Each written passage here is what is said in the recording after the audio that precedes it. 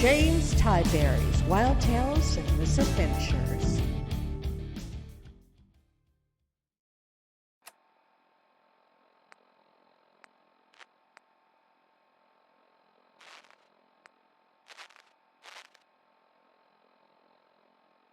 This is Reactor Radio, all radioactive, all stories, all the time.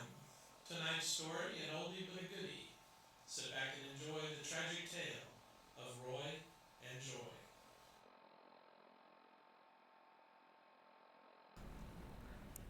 Gather round, you children of the wastelands, for a tale as old as time, and in the telling there's the membrane of a place where black sludge ran through a forest of metal pipes and was heated, where alchemy worked its magic, turning black gold into turpentine spirits.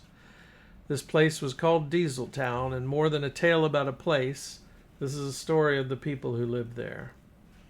On this late evening, at the edge of dark shadows cast from the towering forest of steaming metal, the town square divided the population into two camps. To the north, beyond the merchant stalls, lay the domain of the knucklebusters, the people who kept the machines running and the forest hissing and producing chemicals used to keep their ancient chariots rolling. To the south, beyond the food sellers' bins, was the land of the D-City rollers, of the people who drilled into the earth and brought forth the black gold sludge used to feed the forest and keep the lights burning. Each dependent on the other, these two dominant clans had a feud whose origins no one alive could remember. As the merchants and sellers began to close up their shops, a rumble could be heard coming from the north. And soon a monstrous apparition appeared, a metallic machine belching smoke from silver stacks. It rolled into the open and stopped. 3 men wearing leather and metal stepped down from its riding boards as the dust swirled and the machine's engine died out. These were the knucklebusters, and their leader on this trip was D-Boy, a tall, angular-lunged man with dark features. He walked up to the largest food stall and slapped down a bag full of caps on the counter. "Food seller, here, don't close up just yet. Knucklebusters have need of your services." The merchant in question, a fat little balding man, startled by the noise, peered from behind the edge of his doorway, a look of shock on his face. "I'm closed for the night," he said. "You would deny the needs of Mechanic Greysong, the leader of our great and noble knucklebusters?" D-Boy looked around at his men, and their grins were long and full of evil. "Maybe I need my boys to help you find your way to reopen." "Oh, no, I can stay open for you." The fat man, sweating now, came forward from the door of his counter. "That's better now. Mechanic Greysong needs enough provisions for 150 people for a great mass ball to be held tomorrow. Knowing your roundness, he reckons you have the best food in town and wants nothing spared.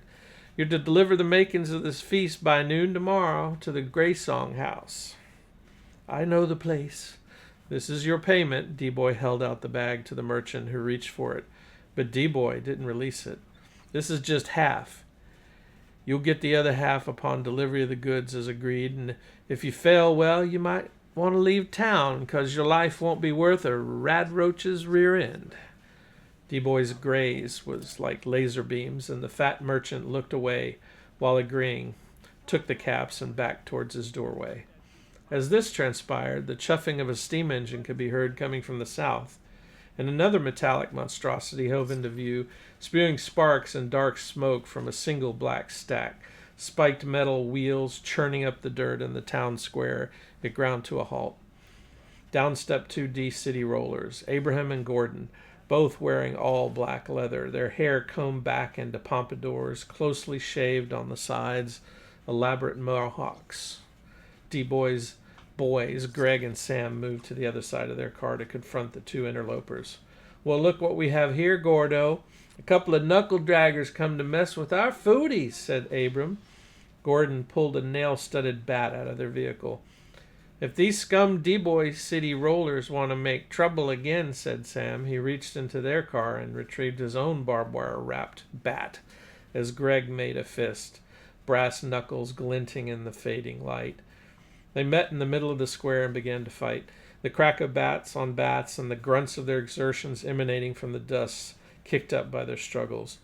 From the dark side street to the south, another man dressed in a leather slicker down to the tips of his boots entered the square and approached the fight with his pipe pistol drawn. "It's our man Gunst. Now we got the upper hand," said Abram as he grappled with Greg. Gunst wore a tall mohawk of a minor chieftain and waved his pistol at all present. "Stop fighting, you fools! Put up your weapons now!" Hearing the commotion, D-Boy left the counter and circled around his car. Seeing Gunst with his weapon drawn on his men, drew his own pistol. "Why do you think you're doing with that pistol against unarmed men, Gunst? Turn and face your death." "Wait, D-Boy, I was trying to stop this fight to maintain the peace. Use your gun to help me do that." "Your weapon points at my men and you talk of peace? Liar and thief! To hell with you and all D-City rollers." And with that, D-Boy began shooting and Gunst returned fire. Clanging noises followed as gouts of metal erupted from holes in the vehicles and men dove for cover behind them. Drawn by the sound of gunfire, the leaders of the two groups came to the town square with weapons drawn. Mechanic Greysong, with a long white hair, resplendent robes, and gnarled fingers from years of working in the forest, came from the north. From the south, Digger Shamlos appeared, and his belly protruding from ancient motorcycle leathers and limping from an old injury, his mohawk bright red and huge for all to see. The citizens of Dieseltown scrambled to close their windows and doors and somehow get out of the line of fire. Some hardier souls assembled to the west edge of town with farm implements and rusty rifles, preparing to drive off the two gangs that plagued their town. To their relief, the sound of a V-300 Valiant could be heard coming from the east over the forest of pipes, and presently a gray aircraft with dual rotors hovered over the square, kicking up the dust into a blinding cloud that stopped all fighting and landed in the midst of it. As the propeller spun to a stop, helmeted men in polished armored fighting suits stepped out from the machine guns drawn, and behind them a man with short-cropped white hair and long robes followed by another taller man in armor with his helmet off, exposing a crop of blonde hair. The man in robes was Governor Aeschylus, ruler of the territory and leader of the techno-scavengers, or scabs for short, a company who arrived with tech of old and secured this land years ago, blaring techno music from their flying machines. The blonde was his nephew, second in command and future governor, Captain Kane. Meanwhile, Aeschylus' men disarmed the fighters. He waved for the gang leaders to come to him. Mechanic and Digger holstered their weapons and met him in the middle of the square. Governor Aeschylus addressed them directly. "This is the second time you people have threatened the peace of Dieseltown and endangered the lives of her people. 3 strikes and you're out. To put it more plainly, if you ever disturb the peace of these streets again, I will personally remove your heads from your bodies. Do you understand?" Both men nodded assent. "Mechanic, you will come with me now. Digger, come to me tomorrow afternoon at the scab encampment, because I have more to say to you. Everyone else, leave this place or die." And with that, the valiant engines fired up and propellers began to spin. The men clambered into their machines and with smoke belching drove and flew away, leaving Digger and Gunst alone in the town square. "Who started this, nephew?" Digger said as they walked away. "I found the knucklebusters fighting with Abraham and Gordo. I drew my weapon to stop them, and just then D-Boy came, refusing to believe my goodwill, and started firing. Then Aeschylus came and stopped the fight." A woman with large blue mohawk and leather dress approached the men.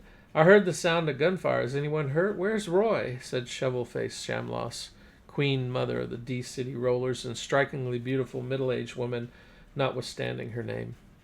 "Oh, wife, no one is hurt, thankfully," said Digger. "I saw Roy in the depths of the forest earlier today, but he saw me and managed to lose me among the steam and steel," said Gunst. "I'm worried about my boy. He's more emo than usual, and I've caught him crying with his curtains drawn. He's living in darkness all day. What the hell is wrong with him? I will find out what his problem is and help him, Aunt. No worries." Later that evening, Captain Kane was sitting with Mechanic Greysong in his home enjoying fermented bitters. "Thank you for bringing me home in your flying machine, Kane." "My pleasure, Leader Greysong. With Digger and myself bound by your uncle's ruling, we should have no problem keeping the peace." "I hope so, for your sake. Now, what of the matter we spoke?" "My daughter's hand? She's too young for pairing.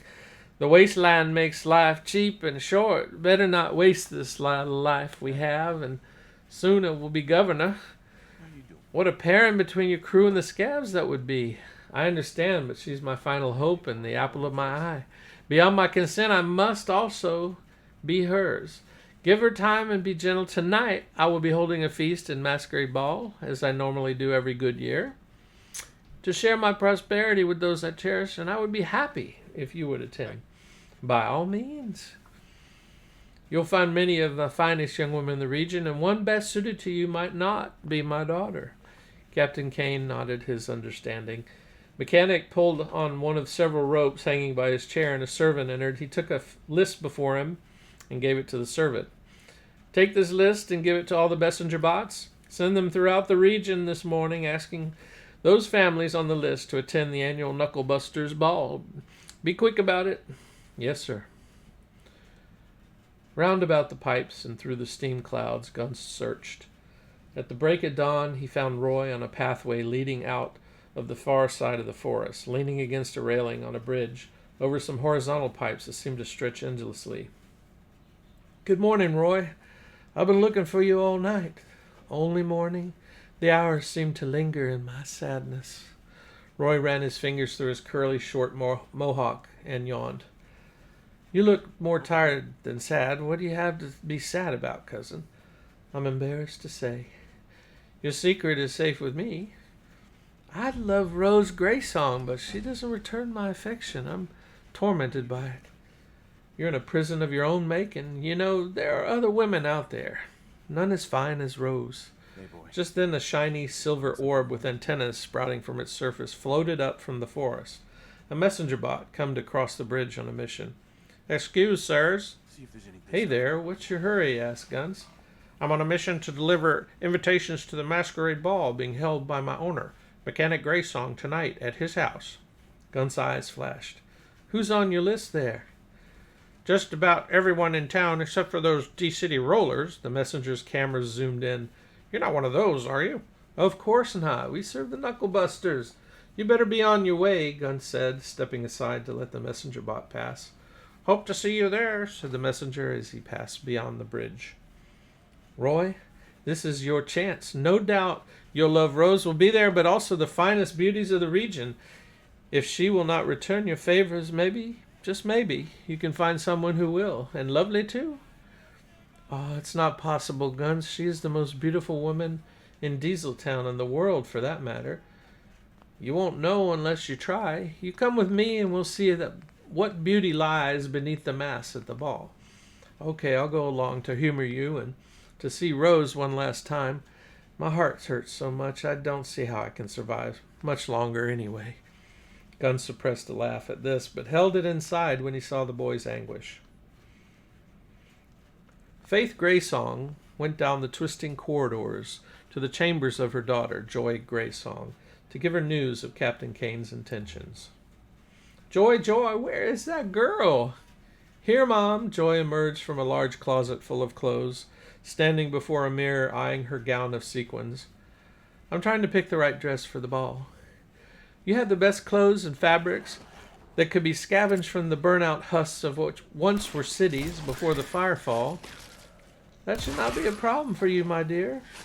Do you like this one? I think it's nice.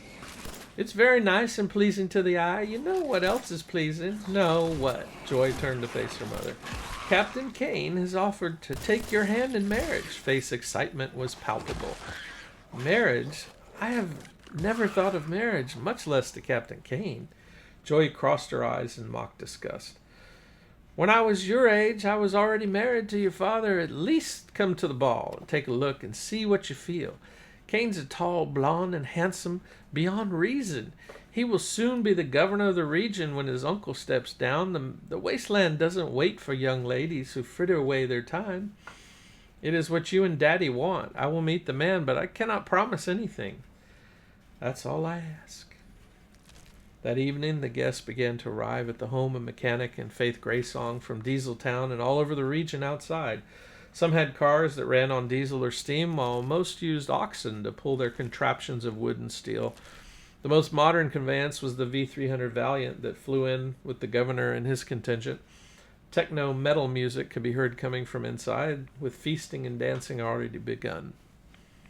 Roy Gunst and their friend Sidus, a scav librarian, arrived, wearing disguises among other group of masked young people on foot. "There's no way we'll make it inside," said Roy. "We'll cross that bridge when we come to it," said Sidus. Gunst nodded in agreement. "We're here to have fun and get lucky, cousin." "My luck is worn out. Every beat of my heart feels like a hot knife twisting inside." Green lightning flashed behind Roy, punctuating his words and illuminating a dark cloud in the distance, a radiation storm ravaging the land outside of town. "We better make our way inside before the storm catches us," said Sidus. "Yes, and guide this wallflower to the dance floor before he wilts," said Gunst. "Lead me onward, friends, before I lose heart," said Roy. The crowd of partygoers made their way to the grand entrance of the house and through large double doors into a great foyer, and beyond that a massive hall where Mechanic Greysong addressed the revelers. "Faith and I welcome you to our modest home, my friends." The crowd's laughter cut him off, and he raised his hands for attention. "The floor is now cleared so you young people can dance. Don't be shy. It's time for those with riz and those without to twerk what your mama gave you. Let the band play." Viking techno-metal music blared across the hall as Mechanic moved off the floor beside his wife to view the festivities. "My dear, Joy dances with Cain," said Faith. "I see, my love. There are many more for him to dance with this night," Mechanic refrained. Roy caught sight of Joy in her sequin dress, dancing with Cain from the sideline, and his forlorn love for Rose disappeared. His heart swelled so much it took his breath away. He addressed the random next to him. Who is that girl dancing with the captain?" "No idea," the clearly inebriated man answered. "She's like a nuclear bomb in the blackness of night, blinding, terrible, and beautiful all the same. I'll make my way to where she is and have the next dance so I may touch true beauty." "Whatever floats your boat, buddy." Unnoticed several feet away, D-Boy overheard Roy conversing with the drunkard, eliciting a scowl on his face and movement. Like an icebreaker, D-Boy pushed his way out of the crowd with the idea of getting his guns from his car. Mechanic caught him by the arm just as he broke free from the crowd. "D-Boy, what sends you surging through my house with a look of anger on your face?" "Uncle, I heard a D-City roller here in your own house. They're here to destroy your party. They are evil." "So far, I see no damage caused by any merrymakers to my peace. Save you. Who is this villain you claim?" "Roy Shamloss. I can get my guns and take care of him right now. We can shoot him together." "You'll do no such thing. By all accounts of Dieseltown, he's a fine boy, and if not a little too sensitive, but being emo is no reason for a death sentence." "I'll not endure him." "Are you the leader of the Knucklebusters, or am I? You'll not destroy the peace of this house, thinking you're the cock of the walk." "I'll not have it in my own house. You will endure him until I say otherwise." "Yes, Uncle." The lingering anger in D-Boy's face said something else as he left the house. Roy took Joy's hand, and they went on the dance floor, and a fast song moved them in rhythm. Joy and Roy's eyes met as they gyrated to the beat, the music too loud to speak. They smiled at each other, spinning and twerking energetically. Then the song ended and a slow song came on, their faces red and mottled from exertion.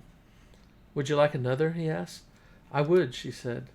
They came together gently, his hands around her sequin waist and hers on his shoulders. He could feel her heart beating with his own. "Your heart is beating wildly," he said. "I don't get to dance often." "Neither do I." They moved slowly together through the dance, their hearts continuing a ragged staccato. Finally, she pulled his neck down and kissed him. He looked into her eyes. "I wanted to kiss you," she said, as though his eyes had asked the question. "Lips are for kissing," he said. Her lips parted and they kissed as they floated across the dance floor. Time was lost to them. Presently, a messenger of the house interrupted their trance. "Your mother wishes to speak with you." Joy squeezed Roy's arm and went to her mother. "Who is her mother?" Roy asked her. "Faith Greysong, lady of this house," said the messenger. A shock of recognition lit his eyes. "The Queen Mother of the Knucklebusters." Gunst approached. "I think we've had enough luck for one night." "True, and I think the rest of the crowd thinks so too," said Roy, and they joined the mass of people moving toward the exit. Mechanic tried to entice them to stay longer with food and drink, but failed. Joy returned to the messenger. "Who was that man?" "I do not know," she said. "Go and find out. I must know." The messenger went and talked to Roy and returned. "His name is Roy Shamlas, only son of your sworn enemy, the D-City Rollers." With the strangers all gone, Joy returned to her chambers with his name on her lips. As Roy left the house, he paused in reflection and skirted away from the rest of the mob around the side of the house. Gunst and Sidus finally made their way out of the crowd. Sidus, "Did you see which way he went?" "No, maybe he went home. I think he went around here to the left and climbed that wall, Roy." Roy! "Maybe he sees Rose," asked Sidus. "Did you see Rose?" "No, she must have been there, though. Her scarlet lips, fine foot, straight leg, and quivering thigh must be what he seeks." "Have you ever seen her quivering thigh? He would kick your ass," laughed Gunst. "Never, never, ever would I try. I poet and didn't even know it. Let's go. There's no use searching for him now," said Gunst. Sidus concurred, and off they went. Roy came out of his hiding place behind a tree, laughing. If they only knew how his heart was healed by his new love and eclipsed the imaginary one. He continued around the wall until he saw a light in the window high up. To his amazement, there was Joy silhouetted in the light. He could see her talking to herself, but couldn't hear what she said. So he climbed up the wall, made of ancient aircraft fuselage components, to the edge of her balcony to listen. "Oh, Roy, where are you? Deny your father and your name, or I will no longer be a Grey Song." This surprised him and made his heart swell. "Our names make us enemies. Not what I see in your face, but what's in a name? A rose by any other name would smell as sweet. Roy is perfect no matter what name he holds. Leave your name and take all of me." "I believe you mean it, and you will take all of you, Joy. I will never be Roy again." "Oh, Roy, is that you? How did you get up here? You know if my clan found you here, they would kill you." "Love brought me here, to you. No wall made by man could hold love out," Roy said as he climbed onto the balcony, remaining in the shadows. "If you mean by what you say and propose marriage, send word to me tomorrow about where and when, and we will perform the ceremony. I will then be yours forever," said Joy, moving into Roy's arms. "Joy, Joy," called her mother from inside. "I better go now. What time shall I send a message to you?" Joy whispered. 9 a.m. Joy kissed Roy and reluctantly pulled away and went to her mother. Roy lingered some moments in the warmth of her kiss. Just as he started to climb down, she was back and embraced him again. "I love your company and I love you," she said. "I would stay here forever for you." They embraced again in the shadows. "Joy," Faith called once again. "I must go now, and you better go before I get caught." And Joy whispered, "Tomorrow then. Tomorrow, leaving you is such sweet sorrow, but we must. It's almost dawn. Sleep well, my love." Roy made his way to the scavengers' encampment to the east in the quarters of Chaplain Lorenzo, a confidant and mutual friend of Liberian Sidus. Lorenzo tended to the spiritual and philosophical needs of the techno-scavengers and the townfolk as well. "Good morning, Lorenzo," Roy called into the opening of his tent. "What's good about it? Only young fools wake me up this hour, calling good morning when the sun is barely up." "Did you even sleep last night?" said Lorenzo from inside. "I feel well rested, but you're right, I did not." Lorenzo appeared at his tent flap, rubbing his eyes against the morning sun, his white hair bedraggled. He went to a tree nearby and removed a tea kettle and 2 cups from its branches. "And I suppose you spent the night with Rose and decided to confess your sins this morning." "Rose? No, she's a distant, painful memory now." "Well, that's good," he said, waving Roy into the tent. Lorenzo filled the kettle with water and placed it on the induction stovetop and turned it on. He motioned for Roy to sit at the table in the middle of the room. "So where have you been that's kept you up all night?" "I was with Joy, the daughter of Mechanic and Faith Greysong. We met yesterday, are in love with each other, and desire holy matrimony today." "Holy plutonium! So quickly you fall in and out of love. What about Rose and all the love you profess for her lost so soon? I can still see the tracks of your tears." Lorenzo pointed to Roy's face. "You rag me about loving Rose too much. For childish obsession, not for love." "Rose never returned my love. She was smart not to." but this time is different. Both of us love each other equally. You must marry us.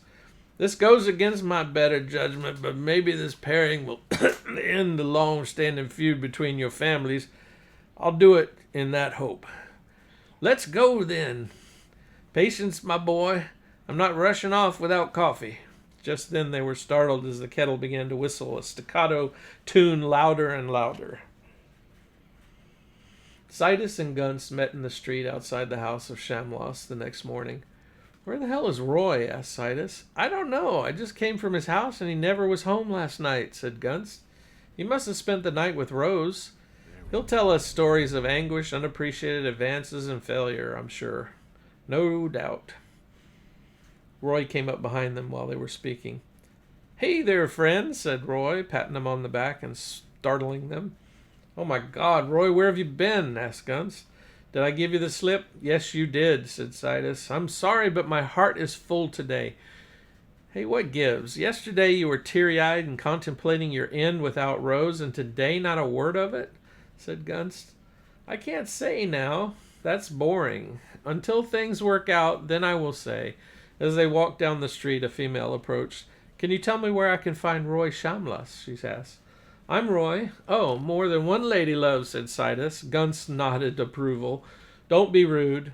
Go make yourselves useful across the street and let me talk to her."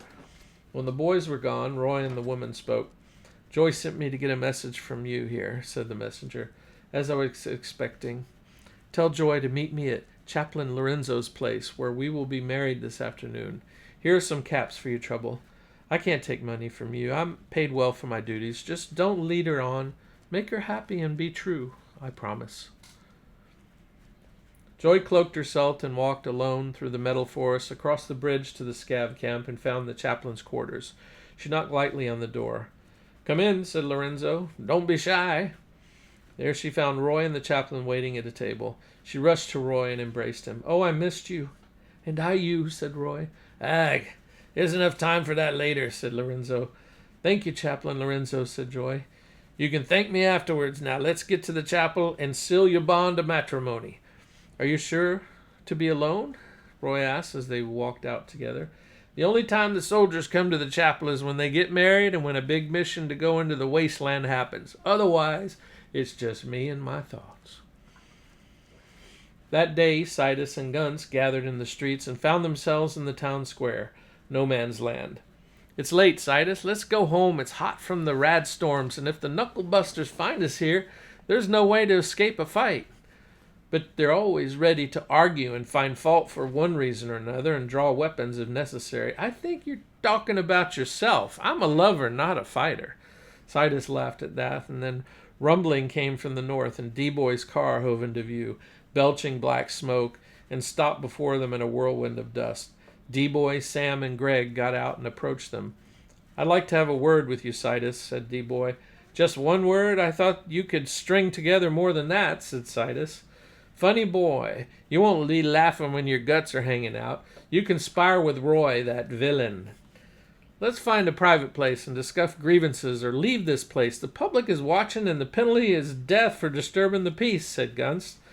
"Let them look," said Sidus. At that moment, Roy approached from out of the metal forest. "Ah, here comes my man," said D-Boy. "Your man," said Sidus. "Roy, my love of you can best be expressed with these words. You are a villain." "D-Boy, my reason for loving you will excuse your harsh words. I'm not a villain. You don't know me." "This doesn't excuse the injuries you've done to me. Draw your weapon," said D-Boy. "I never injured you. I love you better than you know. So good, Greysong, the name I hold as dearly as my own. Be satisfied and allow us to leave here." "Roy, what is this talk of submission? Let the wind carry it away," said Sidus, drawing a dagger from his belt. "Knives, is it?" said D-Boy with an evil grin. "I only want one of your 9 lives, you king of stray cats. Draw or else taste my blade." "Okay, wise guy," said D-Boy, pulling his dagger slowly out, its blade glinting in the sun. They circled and began to fight, blocking strikes and grappling with knives out. Gunst, help me stop this, yelled Roy as he dove into the fray. D-Boy, Sidus, the governor forbid fighting in the streets. Stop this now. In the midst of battle, D-Boy saw an opening and stabbed Sidus. Sidus fell, holding his chest, blood welling up between his fingers and blood on his lips. I'm hurt. I curse both of your houses, said Sidus, even as he struggled for breath. I need a doctor. Gunst found a passerby and sent him for a doctor. Sidus, you'll be all right, said Roy. I'm already dead, you fool. Why did you come between us? He stabbed me under your arm. I was trying to stop you both. On both your houses. Tomorrow I'll be fertilizing some farmer's field and all gone but a memory, said Sidus. With the help of nearby citizens, Gunst moved Sidus gingerly into a nearby house. D-Boy leaned against the fender of his car, cleaning Sidus's blood from his knife. Roy came close to him. Librarian Sidus, kin to Governor Aeschylus and my friend, was killed on my behalf, my reputation corrupted by your slander. For an hour you have been my cousin with my marriage to Joy. Cousin? Marriage? This is some trick, said D-Boy. No trick. Gunst returned from the house. Sidus is dead, he said.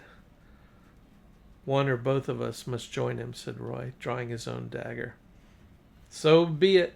You'll be with your friend soon.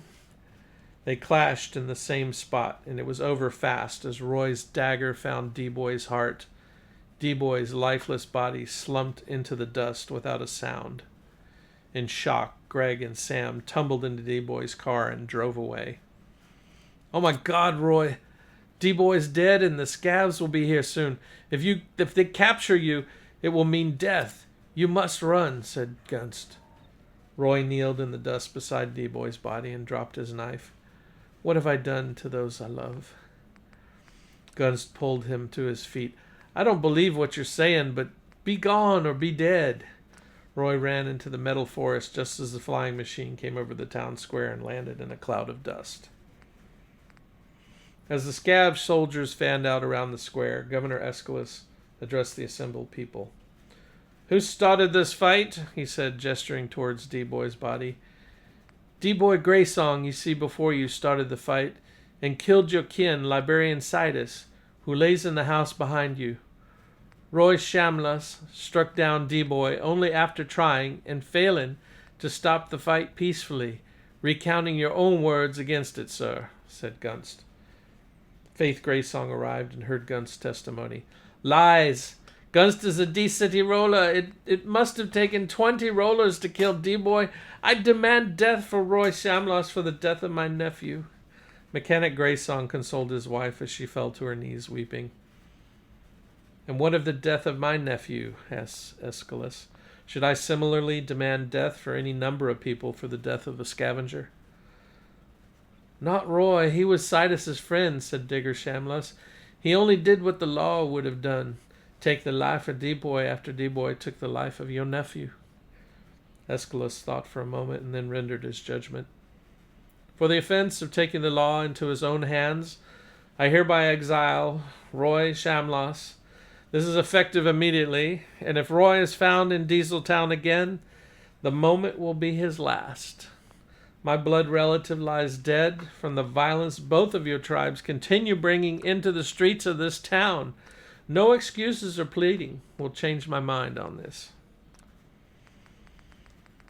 Joy kept getting up and sitting down and pacing the limits of her bedchamber, anxious for the night to come.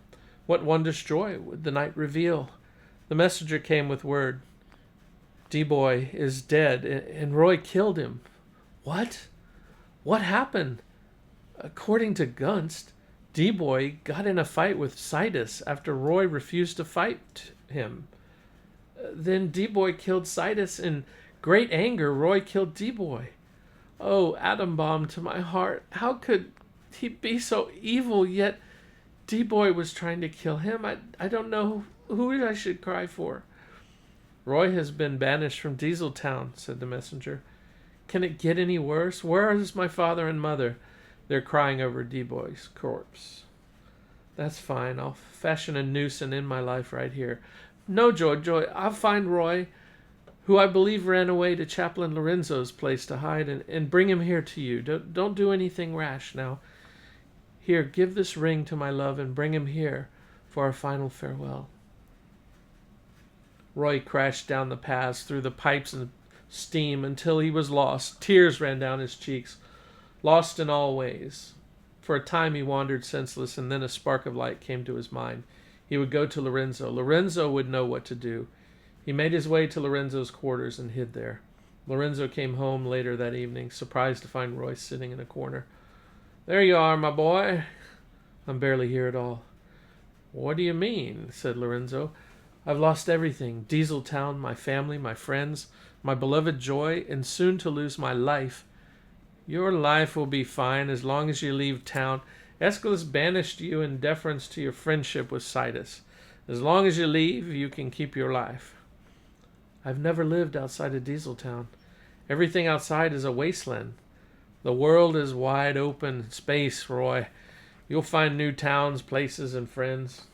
"Can anyone replace Joy?" "No." A knock on the door stopped her talk. Up in the corner, and Lorenzo threw a blanket over him. Lorenzo opened the door to reveal the messenger. "And what brings you here, fair lady?" "I'm a messenger with word for Roy, from Joy." "Joy?" Roy came out from under the blanket in a shock. Come in. "We don't want you to do our business out here in the open," said Lorenzo, ushering in the messenger. They all sat around the table in the center of the room. "What message do you bring?" said Roy. "Joy is beside herself. She longs for you, but the death of D-Boy and her banishment brings tears to her eyes. She gave me this to give to you. You know this is true." The messenger produced the ring and gave it to Roy. Roy put the ring on his pinky finger.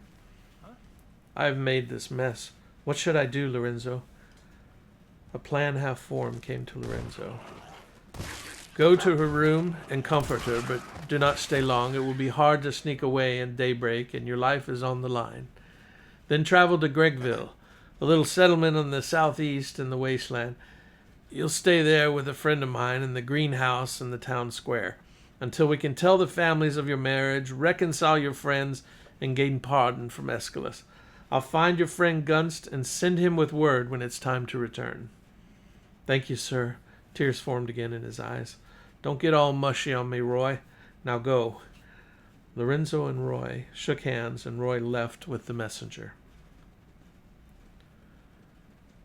Joy and Roy laid sleeping together in her bed when the morning twilight glow caused them to stir. Roy opened his eyes and found Joy already awake and looking at him.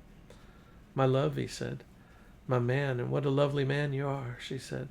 They embraced and kissed under the covers for a time. Then Roy sat up and began putting his clothes on.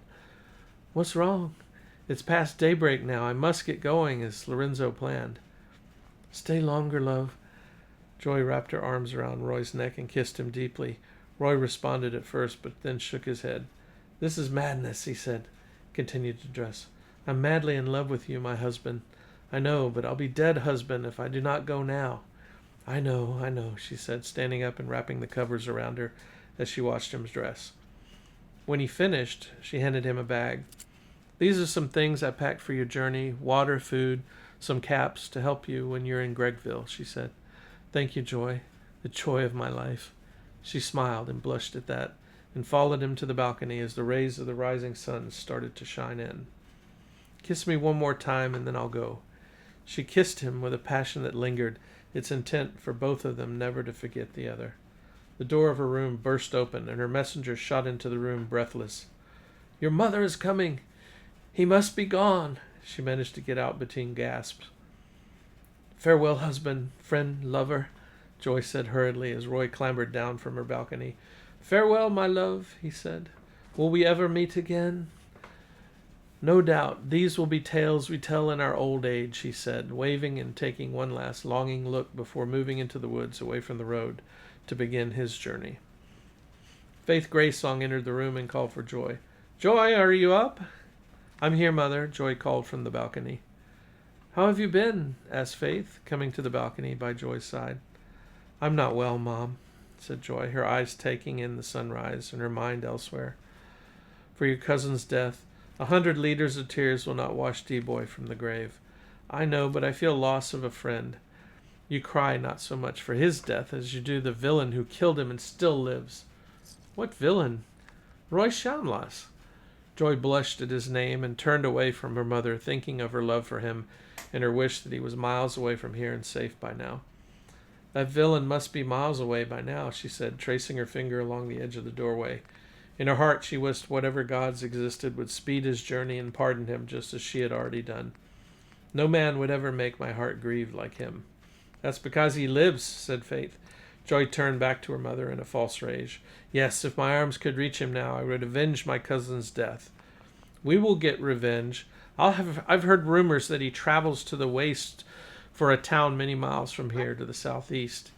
I'll send a messenger to that town, and she'll give him something that will cause him to join D-Boy once again. I hope that will satisfy you, my dear. I'll never be satisfied until I hold him. Dead, my heart is for D-Boy's outrage.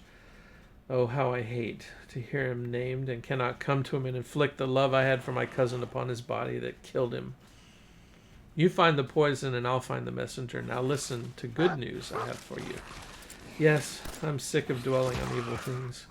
Your father has made agreement with Captain Kane to marry you Thursday in the morning in the Scavengers' Chapel. A beautiful place with stained glass windows where the light of the gods does shine. Why the rush? Why must I wed now? Tell father I will not marry. I will not marry. I would rather marry Roy, whom I hate, than Kane. Tell him yourself. Here he comes. Mechanic Greysong entered Joy's room and saw them standing by the balcony. There you are, the joys of my life. Faith, does she still cry, or have you given her my good news? Yes, dear, but she will not have it. She would rather be married to her grave. Is she not thankful for what we have given her and count her blessings in gratitude? Isn't she proud we were able to get her a powerful and worthy man to be her husband? I'm not proud but thankful for your help, but I can never be proud of what I hate, said Joy. I don't understand your logic, Joy. You thank me by not thanking me? I don't understand, but proud or not, you'll go with Captain Kane to the altar Thursday morning in the chapel, or I will drag you out into the wasteland to live with the dead. Hold on, mechanic. Are you mad? Asked Faith. Father, I beg you, hear me out, said Joy. To hell with you, disobedient fool. You have no option. Go to the chapel Thursday or never look upon my face again. I don't want to hear any more, Faith. Now, in the name of all that's holy, how could we have been cursed with this only child? You're too angry, mechanic. It makes me mad to hear her whining. I can't love. I'll not wed. I'm too young. Forgive me. After all the time I've spent finding the right man for her, if she fails to wed this man that I found her, then she can live somewhere else, and I'll not acknowledge her existence again, said Mechanic, stamping out of the room and down the hall until his footsteps could not be heard. Mother, can we delay the marriage a month or a week longer? If you do not, you might as well make my bridal bed in the crypt where D-Boy lies. Faith Greysong raised her hand. Talk to the hand. I have to stand by your father, and he's right. You've no gratitude and are spoiled. I'm done with you until you come to your senses. Faith made her way out without another word. Chaplain Lorenzo was enjoying a cup of coffee, as was usual for him in the morning, when a knock came upon his door. It was Joy, looking distressed and eager for advice. Sit down, Joy. What is the problem? We've only just begun to weave back together your life with Roy. I have dire news. My father and my mother insist I marry Captain Kane Thursday, or I'm disowned and thrown out into the wasteland. What am I to do? Well, for one thing, bigamy is frowned upon, he said, stroking his chin. I'm desperate, Lorenzo. I would kill myself before marrying Kane. I don't think it would come to that, dear. Our plans have changed, but we have another way that leads between you and Roy. Lorenzo got up and went to the shelf lined with vials and pulled down a small one with a red liquid. This he put on the table before her. This is a poison we give our soldiers who have to enter the wasteland on very dangerous missions. In the event of a failure, and either close to being eaten by a monster or capture, the soldiers take this, which renders them to appear dead. Slow pulse and heartbeat, no apparent breath, pale skin, and senseless in a deep sleep.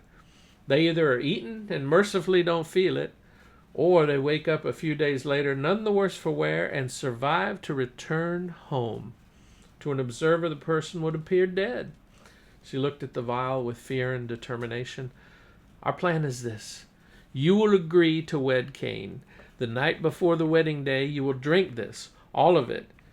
In the morning, you will appear dead and be moved to your family crypt.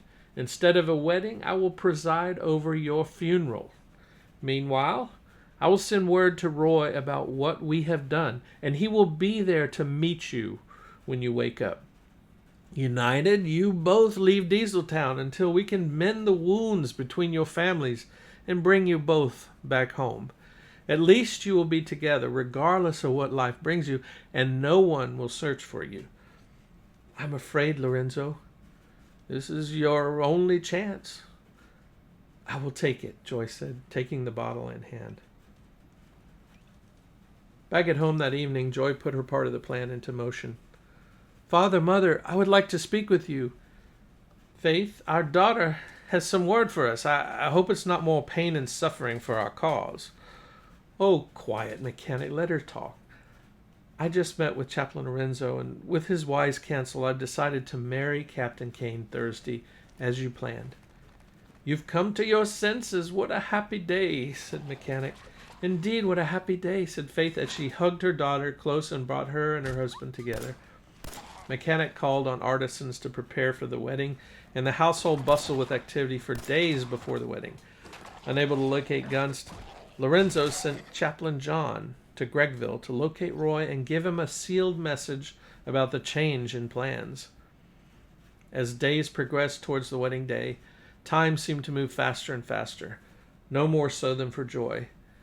Finally, it was the night before the wedding, and she retired for her final sleep before being reunited with her Joy, or being locked forever in the dank vault of the dead. Cold shivers ran up and down her neck, but she was determined. She opened the little red bottle and drank it all down, and within an instant fell into a deep sleep indistinguishable from death.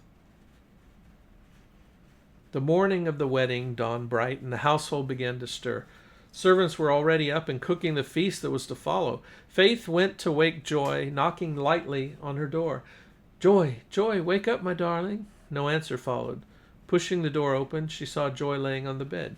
Joy, it's your wedding day, she said, but Joy did not stir. Faith went to her and pushed her shoulder with no response. She felt something odd. She sat on the bed and looked at her face. Joy's eyes were staring lifeless into space. Her hands were cold and her skin was pale. Oh, atomic devastation, she cried. Come quickly, Joy is dead, she screamed at the top of her lungs. Word spread quickly in Dieseltown, and black mourning garlands replaced the bright yellow flowers of the wedding. Shops closed in respect for the dead, presided over by Chaplain Lorenzo, turned into a funeral instead. All to plan, Lorenzo played his part and comforted the grieving family. 2 deaths following so close together was devastating for the Grey Songs and the Knucklebuster clan. Gunst prepared to bring Roy a bag of his clothes and news of the wedding, now having darker news to bring. He loaded the oil and the water hopper on Roy's car and fired up the boiler. When steam pressure was at its peak, Gunst released the brakes and steamed unnoticed out of town towards Gregville. Roy waited for news of the house of Lorenzo's friend in Gregville. His patience had long since left him, and his pacing in the house had nearly driven the friend mad, who instructed him to pace in the courtyard out of sight behind the house. Roy spent hours going up and down, his mind a torrent of thoughts of joy, of returning home to his family and redemption. Later that day, Gunst rolled up to the gate into Gregville, finding it closed with 2 guards and Chaplain John holding the reins of his oxen outside. What a contraption you have there, son, said the lead guard. Yes, it's my friend's car. May I go inside? Said Gunst. Right now we're in a quarantine. The plague has stricken some of our citizens, and our doctor has instructed us not to let anyone inside. I've already had the plague when I was a teenage boy, so it should not affect me, nor should I be able to infect anyone else. That's the first time I've ever seen that situation. Let me send my man to the doctor to see if it's okay, okay? Sure. What's the story with him? Gunst said, gesturing towards John. He's trying to get inside too. Must be a busy day today, the guard laughed and sent his man inside to talk to the doctor. In short order, he returned with an answer. The doctor said the fellow who had plague before can come inside, but the other fellow has to go and come back in a week, said the second guard. All right, sir, with your fancy steam engine, you can enter. The gates opened, and Gunst drove his steam car into the town, and Chaplain John mounted his ox and started back towards Dieseltown. Wheezing and rattling, the steam car rolled into the small town square, 10 times smaller than Dieseltown's. Gunst stopped in the middle of the open area and shut it down. Not knowing where to look, Gunst pulled out his package for Roy and set it on the cool spot in the rear of the car. The town appeared empty to him due to the quarantine, no doubt. Then he heard a gate behind him and turned to see Roy. I thought I heard my old rust bucket rattle into town. Roy, there you are, man. Gunst grabbed the package and gave it to Roy. There are some fresh clothes for you. Let's talk inside of our friend's house for safety's sake. The men went inside, upstairs to the guest room that Roy occupied. Sit, Gunst, you must be tired from the road. I'd rather stand. I've been sitting on that bumpy chair all morning. Did Chaplain Relenzo send any messages for me with you? Asked Roy. No, I haven't spoken to Lorenzo in ages. So you must not know then. Know what? Joy and I were married by Chaplain Lorenzo the day D-Boy killed Sidus. Lorenzo's plan was to bring our warring families together by our wedding, but after I was banished for bringing justice to D-Boy, Lorenzo was to work his magic with our families, so I may return and join Joy in peace. I had no idea, said Gunst. His stunned look troubled Roy. Why are you looking at me so distraught, Gunst? It's a simple error. I can wait more if needed. It's not that. I have news. You hesitate. I would not want to hurt you for the world. It could hardly be worse than Sidus's death. Spit it out. Joy was to be married this morning. What? Who? Roy touched the ring on his little finger. To Captain Kane. An arrangement was made with her father and mother. But why would she agree to that, knowing we are husband and wife already? I don't know, but there's worse. How can there be anything worse than her walking down the aisle to marry another man? She was found dead this morning with an empty vial, no doubt some poison to end her pain forever. Roy fell to the bed and curled up, crying. My love is gone. I'm sorry, Roy. Roy sobbed for some time, and Gunst left him alone with his grief. That evening he came out of his room wearing his best clothes, came down to the living room where Gunst waited. Gunst, get the boiler heated on the car. We're going to return home tonight. But Roy, that'll mean death. I'm dead already. If you won't help me, we can sever our friendship sooner right here, if you like. No, I will help you. Roy left the greenhouse and went across the square to the doctor's office. The red building, made of metal parts from indistinguishable items, had a painted red sign that read, Medical Practitioner, Apothecary, and Barber. Haircuts and lice cleaning, 5 caps. He entered and found a man wearing a leather mask covering his face that looked like a beak of a bird with goggles for eyes. Welcome, friend. How may I help you today? Said the man in the mask. I need to talk to the apothecary. Oh, that's me, and the doctor, and the barber, said the man, laughing, and then coughing inside of his mask. I need a poison that will kill me, said Roy. The man took off the leather mask and revealed a bald head, brown eyes, a red and white bandana covering his nose and mouth. I don't usually go for that kind of thing, friend, said the doctor. Roy put his bag full of caps on the counter. That's all the money I have in the world. You can be a rich man here in this little burg. The doctor eyed the money and shrugged. Going behind the counter, he went to a cupboard containing vials of liquid and produced one with a yellow color with black specks in it. This tastes like crab, but it will do the trick. Are you sure? Asked Roy, taking the vial in hand and looking at its contents. Here you go, said the doctor, placing another vial of the same thing down. If the first don't do the trick, the second will for sure, I guarantee. Thank you, sir. Now get the hell out of here before I change my mind and call the guards to stop you, he said. That evening, Chaplain John arrived on his ox from his journey to Gregville outside of Chaplain Lorenzo's tent. Throwing his leg over the girth of the beast, he gingerly got down, stretching his back, and walked with chafed legs to the tent and entered to find Lorenzo reading a book propped up by pillows on his bed. "Ah, there you are, John. Where have you been? I expected you back day before yesterday," said Lorenzo.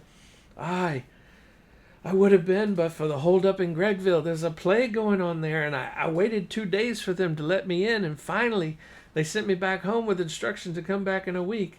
Lorenzo sat up. "What?"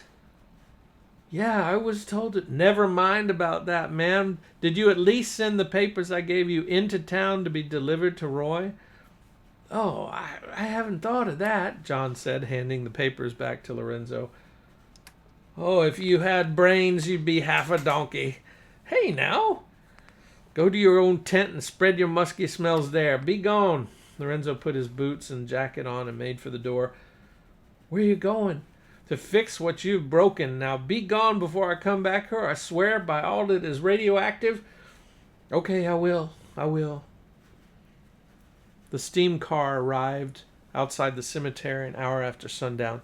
Gunz parked it out of sight in some trees and got out with Roy. "Roy, I can't talk to you about this." "Gunz, my friend," said Roy, "I want to join my wife. I can never live knowing she died without me in fear and torment. There's nothing more you can say." "I'm glad I was your friend. I will miss you." "Me too. Don't fear. We'll meet again when your time has come. Take this letter and give it to my father. It will explain everything." Roy and Gunz hugged one last time, and Roy slipped into the cemetery. Down the paths, Roy made his way to the Grayson crypt, and finding it, proceeded to break the lock on the door. Captain Kane, who had been mourning there on a bench behind some trees, heard the commotion and intervened. "Who's desecrating that grave? I arrest you in the name of the governor," said Kane, brandishing his pistol. "Go away, Kane," said Roy. "Roy? First you kill people in the streets, now robbing the grave of my beautiful wife-to-be and her cousin? Come with me and die with honor instead of like a dog." "Kane, please leave, I beg you. I don't want another death on my conscience." "I must apprehend you," said Kane, taking aim. Roy drew his pistol and shot Kane in the heart, who fell on the path dead. Roy stood over him and holstered his pistol. "Fool. But you were to marry Joy today, too, weren't you? Your pain of loss must have been nearly as big as mine." Roy shook his head and went into the crypt, realizing he must hurry before others come to investigate the gunfire. Roy saw the caskets of Joy and D-Boy side by side in the antechamber. He opened Joy's casket to look at his beloved, and found her beauty in death as much as in life. "How did I let this happen?" he said, tears of pain and loss descending his cheeks. "How did I turn in this love into death? Let me look at you and hold you one last time." Roy embraced Joy and kissed her and put her back in her place as before. He opened his pouch and took out one of the vials, looking at its yellow speckled container like the egg of a phoenix, maybe reborn in another place and time. Taking one more look at Joy, he opened the vial and swigged down the burning concoction. His eyes turned yellow, his skin green. He coughed up black phlegm and fell dead by her casket on the ground. Joy's potion wore off slowly at first, and her senses started to return. First she felt like she was dreaming, felt like Roy was kissing and holding her. But that passed, and more of her senses returned. She started to feel the soft material of her deathbed and the pillow behind her neck. Then she could smell the damp air of the crypt, and slowly the dim gray light in front of her coalesced into the view of rough caved ceiling above her. Finally, she could move her arms and hands and legs, and she climbed out of the casket onto the floor and saw the figure of a man with green skin before her. She knelt down to get a closer look, and then she saw that this man was Roy. What had happened? She felt his chest for a pulse and put her face near his mouth to feel his breath, and there was none. Her heart jumped in her chest. With a pain like a dagger plunged straight into it, and then she saw the vial in his hand, empty. "My gods, he killed himself," she said. Tears welled up in her eyes, and she threw her arms around him. But why, she thought? It just doesn't go according to plan and cost Roy his life? Now I must join him, but how? Then she spied the leather pouch on Roy's belt and pulled it to her and found the other vial of yellow speckled liquid that matched the one in his hand. She kissed Roy one last time and uncorked the vial of yellow liquid. Thank you, my dear, for leaving me away to you in this lonely hour. And with her final words ended, she drank the vile liquid in a single gulp. Her eyes turned yellow, her skin green. She coughed up black phlegm and fell dead in Roy's arms. The sounds of cars approaching the cemetery was drowned out by the engines of the V-300 Valiant as it flew a pass over the cemetery and sat down just outside. Scav soldiers in armor with machine guns entered and spread out inside the cemetery and secured the parks and paths. Presently, Governor Aeschylus, the Grey Songs with a contingent of knucklebusters, and the Shamlosses with a contingent of D-City rollers entered the cemetery, soon followed by Chaplain Lorenzo and Gunst. The leader of the Scav team approached and addressed the governor. Governor Aeschylus, we found Captain Kane dead near the entrance of the Grey Song crypt. 1 gunshot wound to the chest. The group moved over to the crypt and saw the body of Kane lying on the path. Remove Captain Grayson's body for an honored burial at our own cemetery, ordered Aeschylus. As the squires removed Kane's body, 2 ghouls with green skin and glowing yellow eyes appeared at the entrance of the crypt and approached the group. Startled by these apparitions, the armored soldiers and members of both clans opened fire. Peppered by bullets, the 2 ghouls fell dead in the grass. The group gathered around the ghouls. Oh my God, that's Joy. That's her wedding dress, said Faith. And that's Roy. I would know his mohawk anywhere, said Shovelface. What is the meaning of this, and who can tell me, said Aeschylus. Chaplain Lorenzo stepped forward. I can, sir. This is my doing. Your doing? Yes, you see, I secretly married Joy Greysong and Roy Shamlos last week. They came to me and expressed their undying love for each other and to me, and I took it as a sign that their love and marriage could do what none have been able to do before, end this feud between the Knucklebusters and the D-City Rollers for all time. Their marriage happened the same day as D-Boy and Sidus were killed, and because of that, the bridegroom only just wed was banished. At that point, the best action I thought was for Joy to stay here and Roy to remain in Gregville until we could gently tell the families of their union, gain pardon from you, sir, and send for Roy to reunite with them both. Then Joy wanted to be with Roy, her rightful husband, yet was forced to wed Kane. She came to me with wild eyes and threatened suicide. I calmed her down and gave her a new plan. Take a sleeping potion, used by our soldiers to imitate death, such that she would not have to marry Kane, and I would send word to Roy of the change in plan so he could come here and be here when she awoke. I sent Chaplain John. Sadly, Roy never got this letter and no doubt killed himself with some other potion, which then Joy took herself upon waking. I can vouch for that, sir. I went to Gregville of my own volition and saw that the chaplain was not able to enter Gregville due to the plague that has quarantined the town. I was only able to enter because I already had the plague when I was a boy. I saw Roy acquire the potions from the doctor in Gregville, and I accompanied Roy from Gregville here, and he gave me this letter for his father, said Gunst, handing the letter to Governor Aeschylus. Aeschylus took and opened the letter, scanning it before passing it on to Digger Shamlas. The letter does corroborate Lorenzo's words, their love and the word of her false death that led to him buying the poison at the apothecary to lie here with Joy in death forevermore. Hey, boy, you know any tricks? Greysong and Shamlash, your joys have been killed with love, and I, for allowing your feud to continue, have lost too many of my own.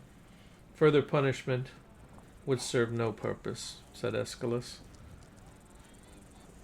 Brother Digger, take my hand in peace, said Mechanic. Digger took his hand.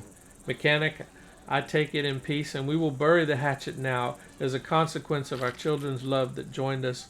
Their deaths a poor sacrifice for our hatred. Knucklebusters and D-City Rollers joined hands in the group, and peace at last came to Dieseltown. A sad peace has fallen over our town today. Let this be a lesson to us all. There was never been a story as wretched as that of Joy and Roy.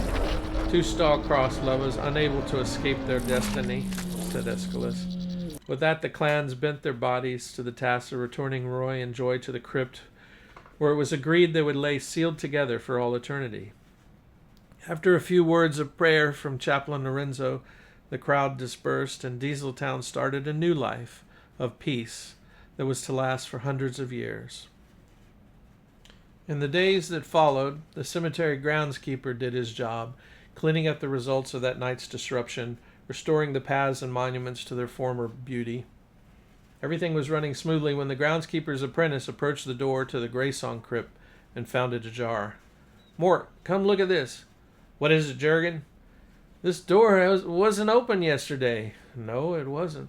"So it's open today." "I see that, Joe. You don't have to yell." "Well, what do we do?" "Just close and seal it back up, George." "That's all?" "Yep. Let sleeping dogs lie."